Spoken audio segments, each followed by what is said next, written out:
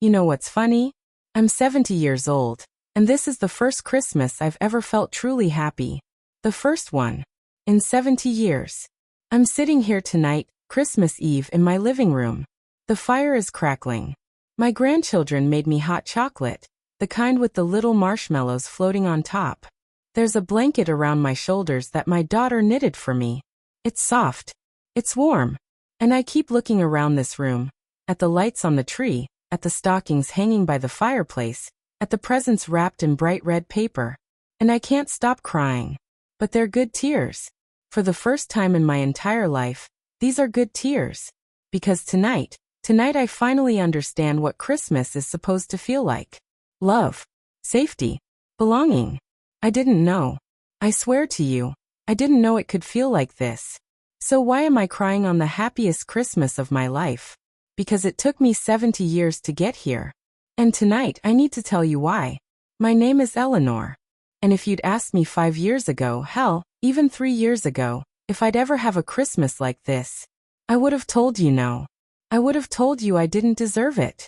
I would have told you that some people just aren't meant for happiness. Because that's what I believed my whole life. That's what I was taught. See, I grew up in a house where I wasn't wanted. And I don't mean that in some abstract way. I mean it literally. My father told me. My brother reminded me.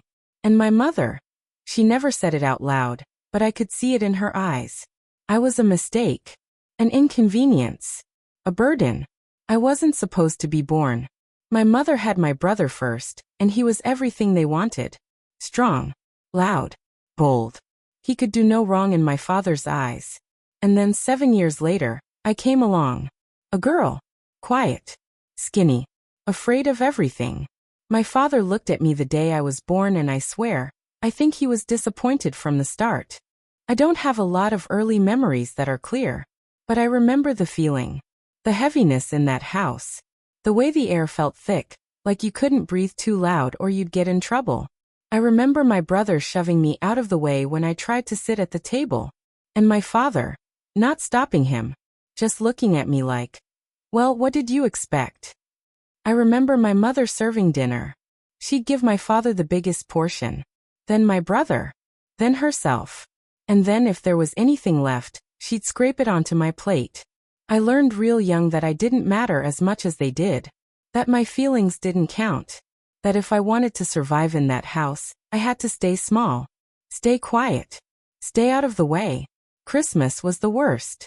Because Christmas was when the world told you were supposed to be special. Loved. Celebrated. And I wasn't. I remember one Christmas. I must have been about 6 years old. I woke up so excited. I tiptoed down the hallway, my heart pounding, thinking maybe this year would be different. I got to the living room, and I saw it. A brand new bicycle. Shiny red paint. A bell on the handlebars. My brother was already on it, riding circles around the room, laughing. And I thought, maybe there's something for me too. I looked under the tree. There was a box. Small. Wrapped in old newspaper. I opened it. It was a pair of socks. Used socks. With a hole in the heel. My brother looked at me and laughed. He said, "That's all you get? Socks." And my father. He didn't even look up from his coffee. He just said, "Be grateful. Some kids don't get anything." I was 6 years old. And I sat there on the floor, holding those socks, trying not to cry.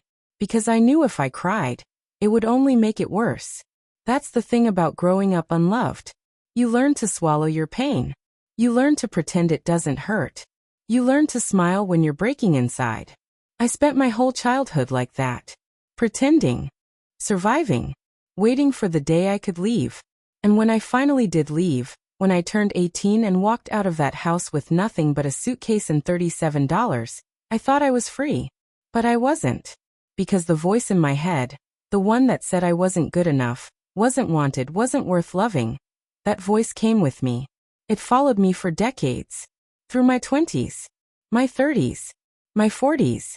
I got married. I had children. I built a life. But I never let myself enjoy Christmas. I'd put up a tree for my kids. I deurà presents. I'd cook dinner. But inside I felt nothing. I'd look at my children's faces, their joy, their excitement, and I couldn't feel it. Because some part of me still believed I didn't deserve it. And then 3 years ago, something changed. My daughter, my beautiful, stubborn, loving daughter, she sat me down and she said, "Mom, you've been sad your whole life. And I don't know why, but I need you to know something." She took my hand. And she said, "You are loved. You are wanted. You are enough. And I'm not going to let you spend another Christmas believing you're not." I broke. Right there in her kitchen. I just broke. And I told her everything. The socks. The bicycle. The way my father looked at me. The way my brother treated me. The way I spent 65 years believing I was a mistake. And you know what she did? She held me. She just held me. And she cried with me. That was the beginning. The beginning of me learning that maybe, just maybe, I was wrong. Maybe I wasn't a burden. Maybe I wasn't unwanted. Maybe I was exactly who I was supposed to be. And tonight, sitting here by this fire, with my daughter's blanket around me, with my grandchildren's voices in the next room singing carols off-key, I finally believe it. I am wanted. I am loved. I belong. And this is what Christmas is supposed to feel like.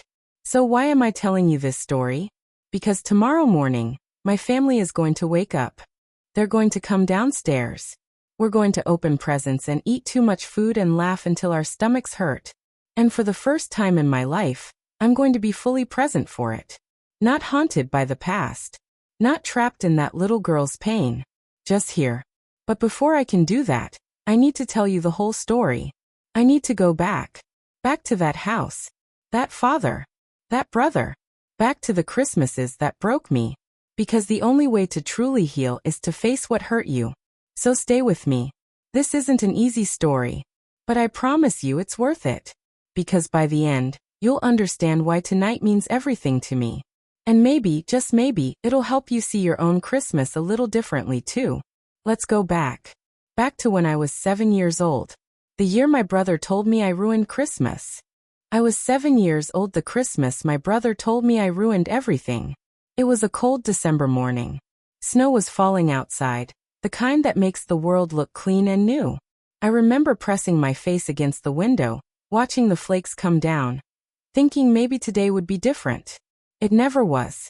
My brother was 10 by then, old enough to know exactly how to hurt me. And my father, well, he encouraged it. He thought it made my brother strong, tough, a real man. I was in the kitchen that morning, trying to stay out of the way. My mother was cooking breakfast, her hands moving fast, her face tired. She always looked tired. My brother came in first. He shoved past me to get to the table, knocking my shoulder hard enough that I stumbled. I didn't say anything. I'd learned by then that complaining only made things worse. My father came in next. He sat down at the head of the table, and my brother sat beside him. They started talking about the new sled my brother got, the one with the metal runners that could go twice as fast as any other sled in the neighborhood. I sat down quietly at the other end of the table. My mother put a plate in front of my father. Then my brother. Then herself. And then, finally, she scraped what was left onto my plate. 2 small pieces of bacon. A corner of toast. I didn't complain. I never did. But my brother noticed. He always noticed. He looked at my plate, then at his, and he grinned. That mean grin he got when he knew he could get away with something. "Dad," he said, loud enough for everyone to hear. "Why does she even get breakfast? She didn't get any presents worth keeping anyway." My father didn't look up. He just kept eating. But I saw the corner of his mouth twitch. Like he agreed. My mother's hand froze over the stove. For a second, I thought she might say something. Defend me. Tell my brother to stop. But she didn't. She just turned back to the dishes and kept scrubbing. I stared down at my plate, my throat tight, my eyes burning. I wasn't going to cry. I'd promised myself I wouldn't cry anymore. But then my brother said it. "You know what, Eleanor? You ruin everything. Every Christmas, every birthday, every single day. You just ruin it." I looked up at him. His face was serious now, not grinning anymore. Like he meant it. Like he really believed it. And my father, he finally looked at me. Not with anger. Not even with disappointment. Just nothing. Like I wasn't worth the effort of feeling anything about. He said, "Your brother's right. You need to stop feeling sorry for yourself. Nobody likes a winner." I wasn't whining. I hadn't said a single word. But it didn't matter. That's when I learned the most important lesson of my childhood. It didn't matter what I did or didn't do. It didn't matter if I was quiet or loud, good or bad, helpful or invisible. I was always going to be the problem. I got up from the table. My legs felt shaky, but I walked out of that kitchen with my head up. I went to my room, closed the door, and sat on my bed. And I made a promise to myself. One day, I would leave that house. One day, I would be far away from my father's cold stares and my brother's cruelty and my mother's silence. One day, I would be free. I didn't know how long it would take. I didn't know how I'd survive until then. But I knew I would. Because even at 7 years old, I understood something my family never did. I was stronger than they thought. I was stronger than I looked. And I would survive. That Christmas, I didn't get a sled or a doll, or anything a little girl dreams about. But I got something else. Something they couldn't take away from me. I got the knowledge that I wasn't the problem. They were. And one day I'd prove it. The years after that Christmas blurred together. 8 years old. 9. 10. Each one the same as the last. I learned to make myself invisible.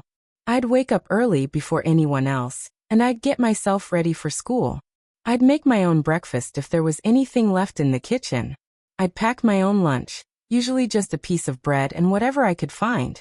And then I'd leave the house as quietly as I could. School became my refuge. It was the only place where I wasn't a burden, where I wasn't in the way. My teachers were kind, most of them. They'd smile at me, ask me how I was doing. And I'd lie. I'd say everything was fine. Because what else could I say? I had one friend. Her name was Mary. She had freckles across her nose and wild curly hair that never stayed in her braids. She was loud and fearless and everything I wasn't. One day, she invited me to her house for Christmas dinner. I remember standing in her living room, staring at her family's tree. It was covered in ornaments, each one different, each one special. There were presents everywhere. Not expensive presents, but thoughtful ones. Wrapped with care. Her mother hugged me when I walked in. A real hug. The kind that made me realize I couldn't remember the last time my own mother had hugged me. We sat down for dinner, and Mary's father said grace. He thanked God for the food, for the family, for the friends at their table. And when he said friends, he looked right at me. I almost cried right there. I watched them that night. The way they laughed together. The way Mary's little brother spilled his milk, and her parents just smiled and cleaned it up. No yelling. No punishment. Just love. That's when I understood what I'd been missing. It wasn't about the presents or the food or the decorations. It was about being seen. Being wanted. Being safe. When I got home that night, my house was dark. My father was asleep in his chair, an empty bottle beside him. My brother was in his room. My mother was in the kitchen, washing dishes in silence. She didn't ask where I'd been. She didn't ask if I'd had a good time. She just kept washing dishes. I stood there in the doorway, watching her, and I wanted to tell her about Mary's family. About the hug. About the way they looked at each other with so much warmth. But I didn't. Because I knew it would only make her sad. Or angry. Or maybe she just wouldn't care. So I went to my room, changed into my nightgown and climbed into bed. And I cried. Quietly into my pillow, so no one would hear. Because I finally understood what my life was. And what it wasn't. I wasn't going to have what Mary had. I wasn't going to have parents who hugged me or a brother who protected me or a home that felt safe. But I could survive. I could survive until I was old enough to leave. And then, I could build the life I wanted. The next morning, I woke up to my brother standing in my doorway. Mary's family felt sorry for you, you know, he said. That's the only reason they invited you. I looked at him. Really looked at him. And for the first time, I didn't feel hurt by his words. I felt sorry for him. Because he would never understand what I felt at Mary's house. He would never understand what real love looked like. He'd grow up just like our father. Cold. Cool. Empty. But I wouldn't. I turned over in bed, facing the wall, and I ignored him. And eventually he left. That was the moment I stopped letting them win. By the time I turned 13, I'd stopped hoping for things to change at home. I focused on school, on getting good grades, on planning my escape. I knew that education was my only way out. If I could graduate, get a job, save some money, I could leave. I just had to survive until then. But 13 was also the year everything got harder. My brother was 16 by then, and he'd grown into a bigger version of my father. Tall, loud, mean. He'd bring his friends over, and they'd sit in the living room, laughing at jokes I didn't understand, looking at me like I was some kind of pest. One afternoon, a week before Christmas, I came home from school to find them all there. 5 boys, sprawled across the furniture, eating our food, making a mess. I tried to slip past them to get to my room, but my brother called out, "Hey, Eleanor. Come here." I froze. My stomach dropped. Nothing good ever came from my brother wanting my attention. "Come on," he said, grinning. "Don't be rude. Say hello to my friends." He walked over slowly. His friends were staring at me, smirking. One of them said, "This is your sister? She's so quiet. What's wrong with her?" My brother laughed. "Nothing's wrong with her. She's just boring. Aren't you, Eleanor?" I didn't answer. I just stood there, staring at the floor, waiting for it to be over. Another boy said, "Does she ever talk?" "Not really," my brother said. "She just kind of exists. Like a ghost." They all laughed. I felt my face burning. My hands were shaking. But I didn't move. I didn't cry. I didn't give them the satisfaction. Finally, my brother waved his hand. "Go on. Get out of here." I turned and walked to my room. I closed the door, sat on my bed, and stared at the wall. That night, I heard them all leave. The house went quiet. My father came home from work, and my mother served dinner. I stayed in my room. I told her I wasn't hungry. For the first time, I thought about what it would be like to just disappear. To not exist. To not be the ghost my brother said I was. But then I thought about Mary. About her family. About the hug her mother gave me. And I thought no, I wouldn't disappear. I would survive this. I would outlast them. And one day, I would have what Mary had. A home filled with love. A family that wanted me. A life that felt like mine. Christmas that year was the same as always. My brother got gifts. I got nothing. My father ignored me. My mother stayed silent. But I didn't care anymore. Because I'd made a decision. I wasn't just going to survive. I was going to build something better. I didn't know how yet. I didn't know when. But I knew it would happen. And that knowledge, that tiny flicker of hope, was enough to keep me going. On Christmas night, after everyone went to bed, I sat by my window and looked out at the snow. And I whispered a promise to myself. One day, I would have a family of my own. And I would love them the way I was never loved. I would make them feel safe the way I never felt safe. I would give them the childhood I never had. One day, I would break this cycle. And no child in my home would ever feel the way I felt. That promise became my anchor. My reason to keep going. It was the only gift I gave myself that Christmas. But it was the most important one I'd ever receive. The years between 13 and 18 felt like the longest of my life. Every day was the same. Wake up. Go to school. Come home. Stay quiet. Stay invisible. Count the days until I could leave. I kept my promise to myself close like a secret treasure. On the hardest days when my brother's words cut deep or my father's silence felt unbearable, I'd close my eyes and picture it. A home filled with warmth. Children laughing. A table where everyone had enough to eat. A Christmas tree that meant something. Kept me alive.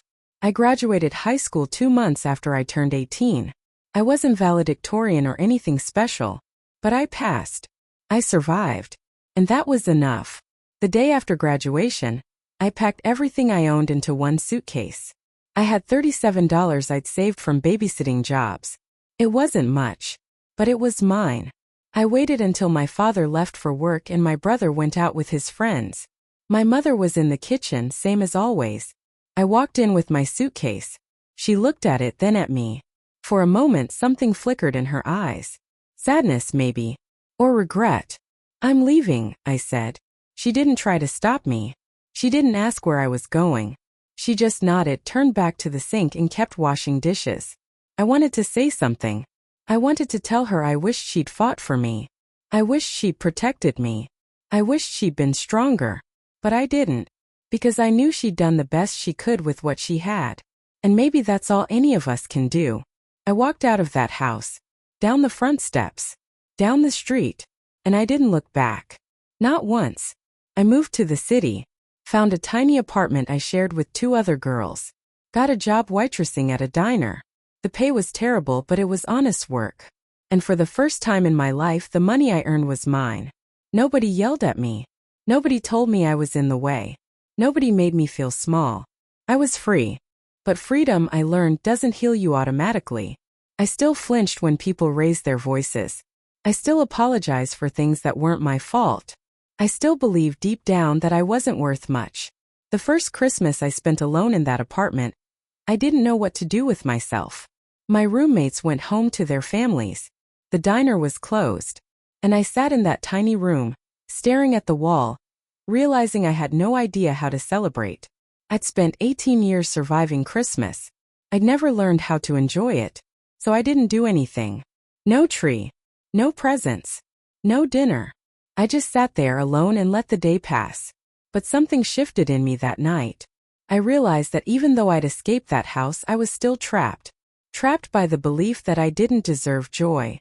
That I didn't deserve love. That I wasn't worth celebrating. And I decided right then and there that I wouldn't live like that forever. I didn't know how to change it yet. I didn't know how to heal. But I knew I wanted to. And that was the start. The next year, I bought myself a small Christmas tree. It was crooked and half the lights didn't work.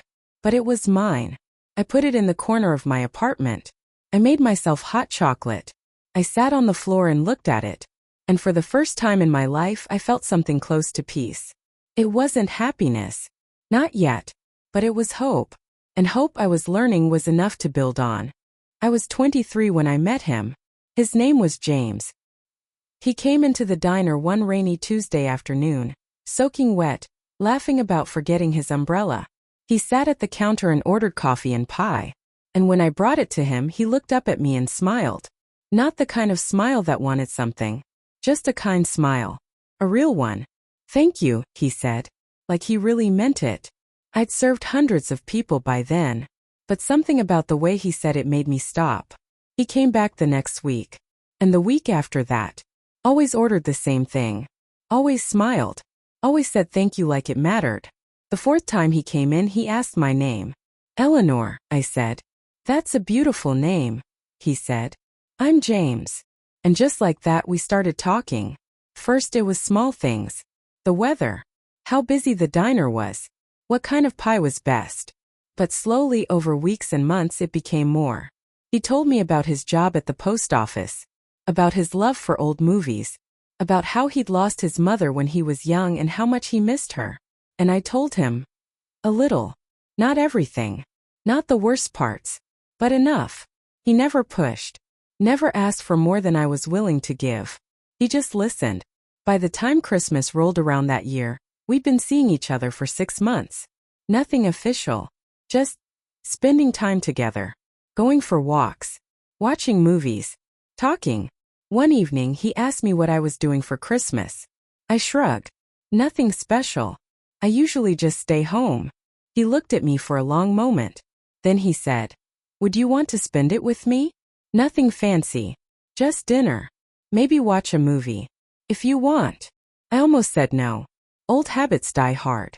I almost told him I didn't want to be a burden. That he probably had better things to do. But then I looked at his face. At the kindness there. At the way he was offering me something without expecting anything in return. And I said yes. Christmas Eve, he picked me up from my apartment. He'd cooked dinner himself. Roast chicken, mashed potatoes, green beans. It wasn't perfect. The chicken was a little dry. The potatoes were lumpy. But it was made with care. With love. We sat at his small kitchen table and we ate. And we talked. And for the first time in my entire life, I felt like I belonged somewhere. After dinner, we sat on his couch and watched It's a Wonderful Life. Halfway through, I started crying. Not because I was sad, but because I finally understood what the movie was about. It was about realizing you matter, that your life has meaning, that you're not alone. James didn't say anything. He just handed me a tissue and sat with me. Let me cry. Didn't make me explain. When the movie ended, he walked me to the door. And before I left, he said something I'll never forget. He said, "Eleanor, I don't know what happened to you before. And you don't have to tell me. But I want you to know something. You deserve to be happy. You deserve to be loved. And I hope one day you'll believe that." I couldn't speak. I just nodded. And I left. But his words stayed with me. For weeks, months, they echoed in my head. You deserve to be happy. You deserve to be loved. I'd spent my whole life believing the opposite. And here was this man, this kind, gentle man, telling me something different. What if he was right? What if I did deserve those things? What if the voice in my head, the one that told me I wasn't good enough, wasn't true? James and I got married 2 years later. It was a small ceremony. Just a few friends. No family. I hadn't spoken to my father or brother in years. My mother had passed away quietly, alone, a year after I left. I felt sad about that. Not because I missed her, but because she never got to be free. She never got to find out who she could have been. But I did. James and I built a life together. A small life. A quiet life. But it was ours.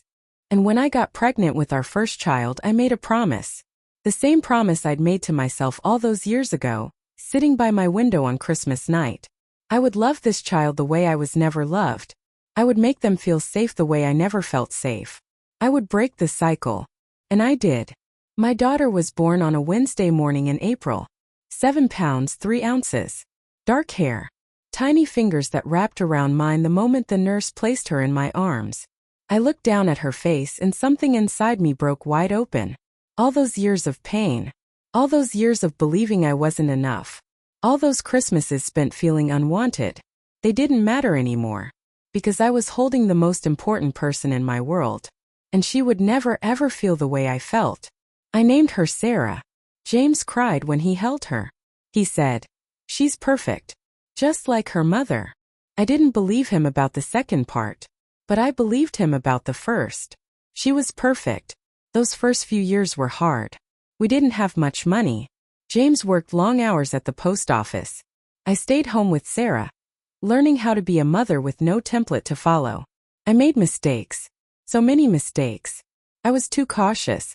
Too worried. I'd panic when she cried, thinking I'd done something wrong. I'd second-guess every decision. But I loved her. God, I loved her. And slowly I learned that love was enough. I learned that I didn't have to be perfect.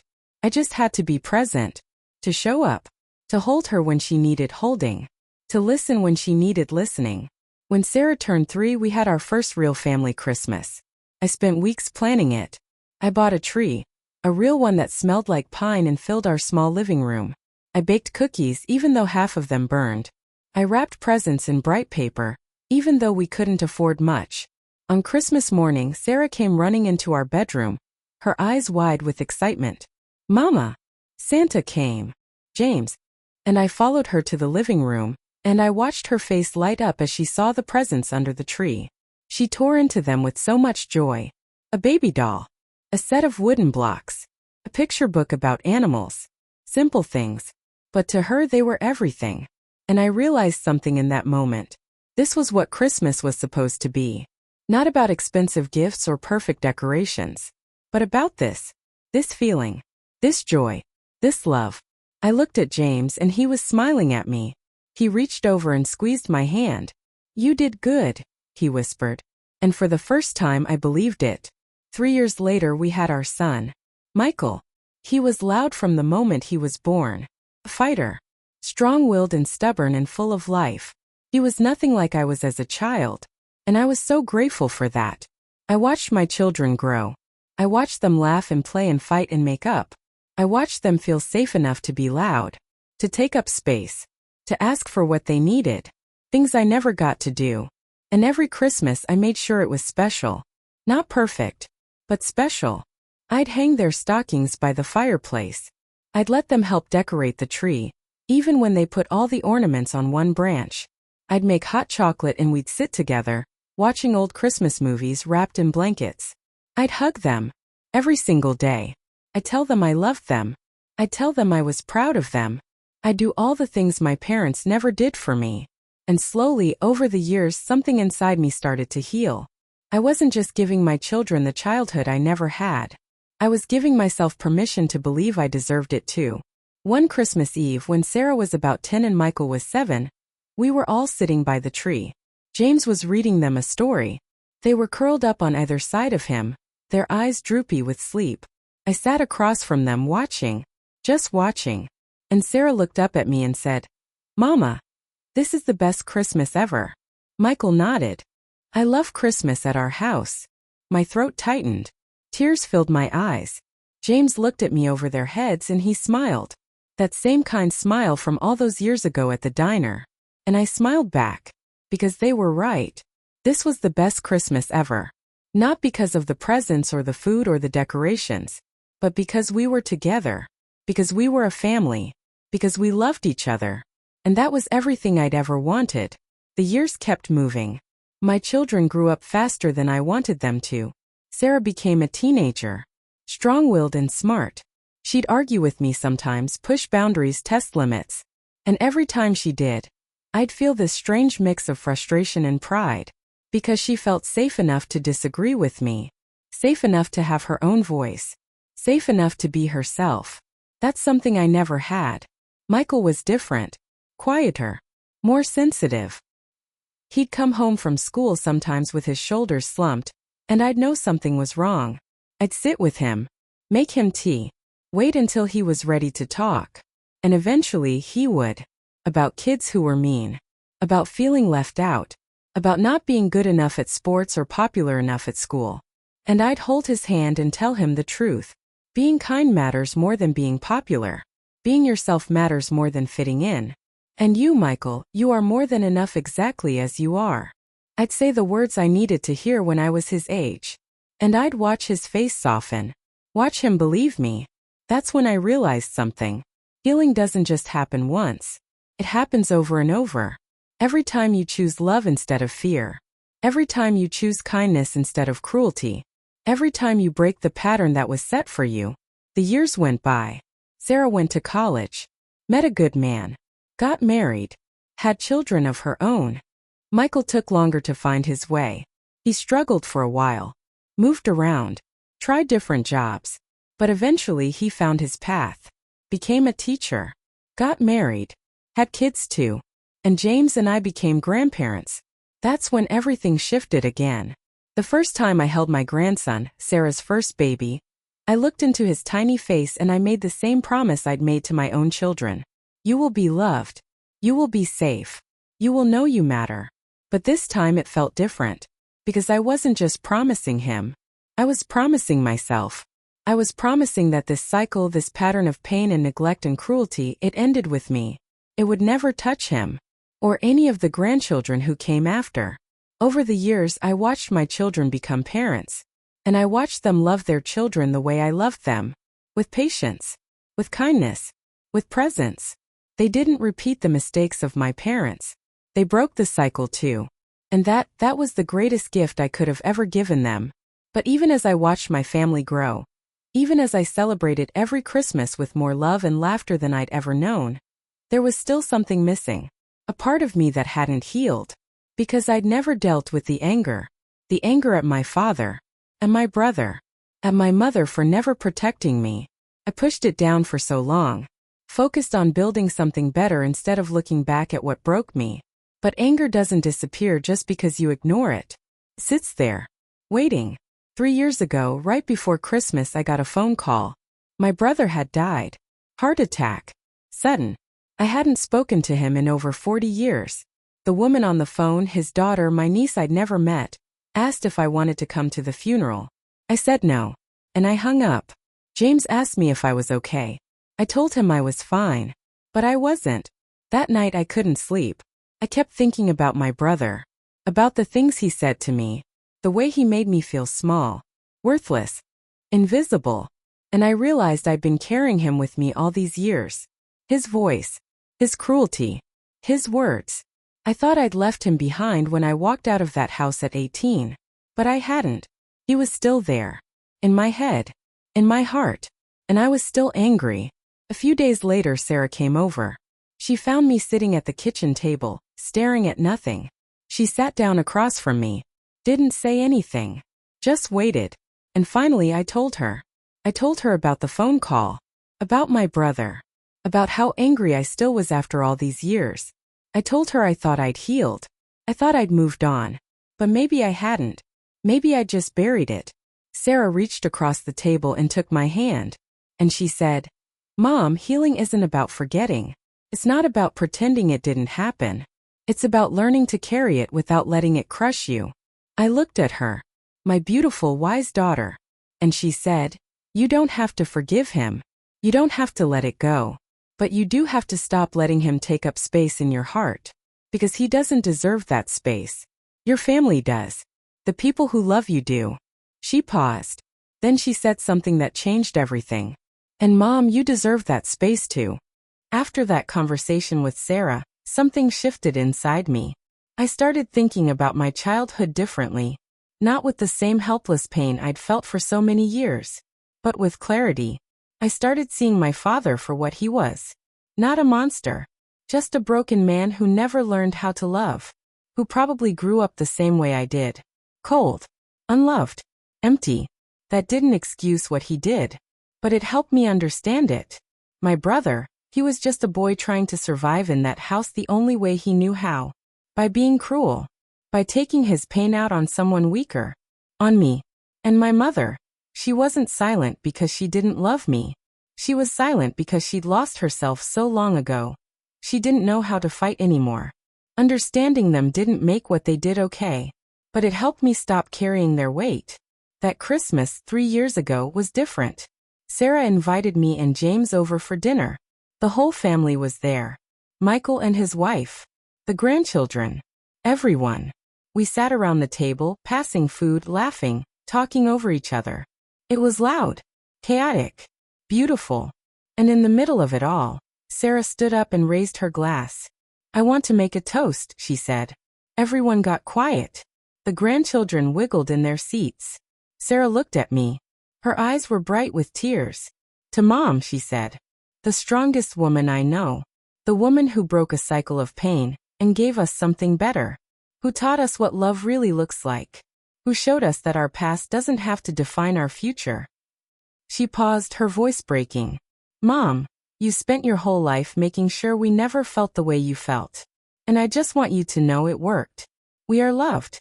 We are safe. We are enough. Because of you." Everyone raised their glasses. James squeezed my hand. Michael smiled at me from across the table. And I couldn't speak. Because for the first time in my life, I truly understood what I'd done. I hadn't just survived my childhood. I'd transformed it. I'd taken all that pain, all that darkness, and I'd turned it into light. I'd built a family that felt safe, that felt like home, that felt like love. And that was worth everything. After dinner, while the kids were playing and the adults were cleaning up, I stepped outside onto Sarah's back porch. The air was cold. Snow was starting to fall. The world was quiet. I stood there, looking up at the sky, and I did something I'd never done before. I forgave them. Not because they deserved it, but because I deserved to be free. I forgave my father for being too broken to love me. I forgave my brother for taking his pain out on me. I forgave my mother for not being strong enough to protect me. And then, the hardest part, I forgave myself. For all the years I believed I wasn't enough. For all the years I carried their shame like it was mine. For all the years I thought I deserved the way they treated me. I let it go. All of it. And when I walked back inside, something was different. I felt lighter. Freer. Like I'd been carrying a weight my whole life and finally set it down. James looked at me from across the room, and he smiled. He knew. Somehow he always knew. That night, lying in bed, I said to him, "I think I'm finally healing. Really healing." He pulled me close and kissed my forehead. "You've been healing all along, Eleanor," he said. "You just needed to see it." The next 2 years I felt different. I laughed more. I worried less. I let myself enjoy moments without waiting for something bad to happen. I stopped apologizing for taking up space. I stopped second-guessing every decision. I stopped living like I didn't deserve to be here. And this year, this Christmas, sitting by my fire, wrapped in my daughter's blanket, listening to my grandchildren's voices in the next room, I finally feel it. Peace. Real, deep, lasting peace. I look around this room, at the lights on the tree, at the stockings with everyone's names on them, at the presents wrapped with love, and I think about that little girl I used to be, the one who sat alone in her room on Christmas morning, the one who believed she was a mistake, the one who thought she'd never escape. And I wish I could go back and tell her, you're going to make it. You're going to survive. And one day, you're going to have everything you ever dreamed of. A family that loves you. A home that's safe. A life that's yours. One day, you're going to be happy. And it will all be worth it. So here I am. Christmas Eve. 70 years old. Sitting by this fire. Tomorrow morning, my family will wake up. Sarah and her husband. Michael and his wife. 5 grandchildren, all growing up so fast. And James, my James, who's been by my side through all of it. They'll come downstairs in their pajamas, hair messy, eyes still sleepy. The grandchildren will run to the tree, excited and loud and full of joy. We'll make pancakes together. We'll open presents. We'll laugh until our stomachs hurt. We'll take too many pictures. We'll eat too much food. And at the end of the day, when everyone's tired and full and happy, we'll gather around this fireplace. And we'll just be together. That's what Christmas is now. Not about the pain I survived, but about the love I built. And I want you to know something. Whoever you are, wherever you are, whatever you've been through, if you grew up in a house where you didn't feel safe, where you didn't feel loved, where you didn't feel like you mattered, I see you. If you spent Christmases feeling lonely, unwanted, invisible, I understand. If you're carrying pain from your childhood that you don't know how to let go of, I've been there. And I want to tell you what I wish someone had told me all those years ago. You are not what happened to you. You are not the cruel words someone spoke over you. You are not the love you didn't receive. You are not the mistakes your parents made. You are so much more than that. And you have a choice. You can carry that pain forever. Let it define you. Let it crush you. Let it stop you from living. Or you can do what I did. You can survive it. You can heal from it. And you can build something better. It won't be easy. Healing never is. There will be days when the pain feels too heavy, when the memories feel too sharp, when you wonder if it's even worth trying. But I promise you it is. Because on the other side of that pain is a life you can't even imagine yet. A life filled with love, with safety, with peace. A life where you get to decide who you are, where you get to break the cycle, where you get to be free. And maybe, just maybe, you'll build a family of your own one day. Or maybe you'll build a chosen family. Friends who feel like home. People who see you and love you for exactly who you are. Whatever it looks like, you'll build something beautiful. Because that's what survivors do. We take the broken pieces of our past, and we turn them into something whole. This Christmas, I want you to do something for me. I want you to look around at your life. At the people you love. At the home you've built. At the person you've become. And I want you to be proud. Not because everything's perfect. It never will be. But because you're still here. You're still trying. You're still choosing love over fear. Kindness over cruelty. Hope over despair. That takes courage. More courage than most people will ever understand. And if you don't have those things yet, if you're still in the middle of your pain, still trying to survive, still wondering if it will ever get better, hold on. Just hold on a little longer. Because I'm 70 years old. And I'm telling you from the other side. It does get better. It really does. You will heal. You will find peace. You will build a life worth living. And one day, you'll sit by your own fireplace on Christmas Eve, surrounded by people who love you, and you'll think to yourself, I made it. I really made it. So tonight, as I sit here with my hot chocolate and my daughter's blanket and my grandchildren's laughter in the next room, I'm not thinking about the Christmases that broke me. I'm thinking about the ones that healed me. And I'm grateful. Grateful for every moment of pain that taught me how to love deeper. Grateful for every scar that made me stronger. Grateful for every tear that watered the seeds of who I was meant to become. This is my story. The story of a little girl who survived, who grew up, who built something beautiful out of the ashes of her childhood. And if I can do it, so can you. So this Christmas, be kind to yourself. Be patient with your healing. And remember, you are loved. You are wanted. You are enough. Exactly as you are. Merry Christmas. And thank you for listening.